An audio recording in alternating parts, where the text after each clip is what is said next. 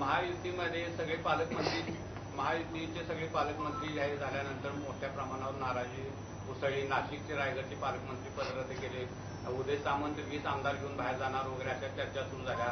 एक प्रकारचा राजकीय भूकंप होणार असं सांगितलं जात आहे.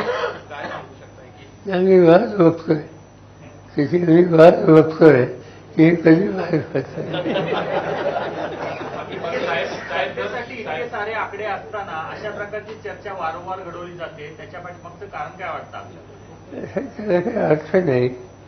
म्हणजे इन्व्हेस्टमेंट प्रायव्हेट गुंतवणुकीचं वातावरण हे व्यवस्थित करायला कुठल्याही राज्य सरकारची जबाबदारी असते. तसे प्रयत्न केले तर त्याच्यात काही चुकीचं नाही.